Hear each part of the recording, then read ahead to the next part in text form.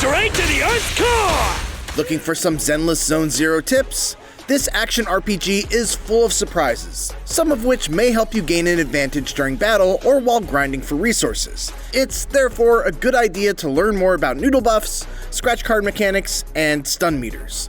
Here's a list of Zenless Zone Zero tips to help you conquer the hollows.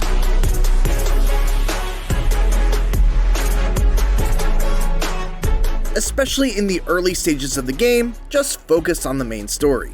Many gameplay features are blocked off in the beginning and following the main story, indicated by red speech bubbles or trackable in your quest log, will unlock things like the arcade or VR training mode. Furthermore, the rewards for non-main story challenges are typically lower, so you'll make better use of your time if you unlock everything before joining the material grind. Related to that, it's best to focus on building just 3 characters while playing through the main story. One amazing team will make for easier progression as you'll make the most of your limited resources until you're ready to grind for materials at a higher Inner-Knot level.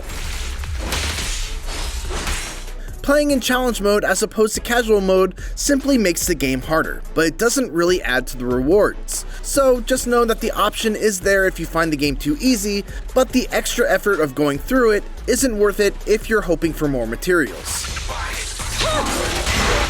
When building your team, pay attention to the faction that they come from, such as Cunning Hares or Bellabog, and what elemental attribute they possess. If you match some or all of these traits, you'll receive combat bonuses. Take a quick walkthrough of the city if it's a new time of the day, as you may find events that aren't obviously marked. Be sure to talk to everybody. Some NPCs will have conversations that may lead to items and eventually achievements. This will also save you some time from having to reset the day. That said, if you do have a task that needs to be completed at a certain time of the day, you can rest on the sofa to pass the time. Only use resources and materials if you really need to. When all the free gifts are gone, it will be harder to gather resources to help you progress. Instead of upgrading every A-level character or mediocre weapon you've got, use your materials on a few characters you really wish to build, and save everything else. There will be better opportunities in the future for stronger characters and items. There's a noodle restaurant as well as a coffee bar on 6th Street. They're rather easy to forget about, but their foods and drinks will give you a combat bonus, which is always welcome, especially since the prices are pretty low. You can even drink a coffee once per day. By that we mean the server reset, not an in-game day, to get an extra 60 battery. Be sure to visit these 2 stores often.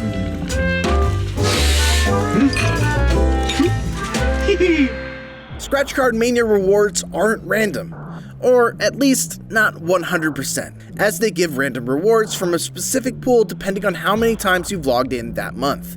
On day 3, 8, 15, 20, and 27 of logging in, you will get a random reward of 20, 40, 60, and 100 polychromes. Any other day will get you a random reward of 2,888, 5,888, 8,888, and 12,888 Dennies, or 10 polychromes. This should reset at the start of each month. Keep in mind that this is based on how many days you log in, as opposed to the calendar date. Using a scratch card on July 3rd doesn't result in a polychrome reward if you didn't log in on July 1st and July 2nd as well. When in the Hollow Deep Dive, you often get the option to pay a certain amount of gear coins to unlock a yellow resource box. It is almost always wise to spend the gear coins if you have them, because the resource box typically hides a Hollow Observation data box, which you'll need to complete the commission's optional objectives.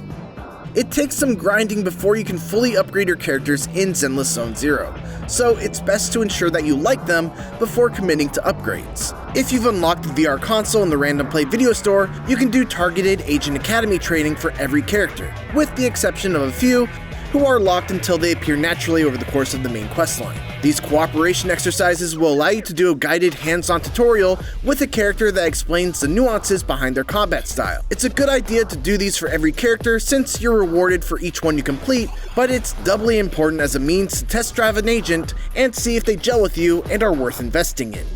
An enemy's daze bar is almost as important as their health. Enemies become stunned when their daze reaches a certain level.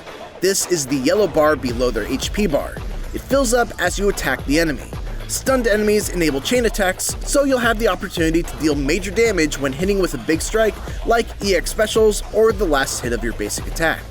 In the 24-hour shop, don't spend your Polychrome on master tapes, which are just to wish on the stable channel in the signal search. You'll get plenty of master tapes for free, enough to get a guaranteed S rank just by playing through the story and collecting rewards. Instead, save your Polychrome for signal searches on the exclusive channel and other things Zenless Zone Zero doesn't hand out for free as much. And those were just a few of the things Zenless Zone Zero throws at you that might be a little bit overwhelming. What are your thoughts on Hoyoverse's most recent game? Make sure to let us know in the comments below, and for more tips, head on over to our growing Zenless Zone Zero wiki on IGN.com. And for everything else, keep it here on IGN.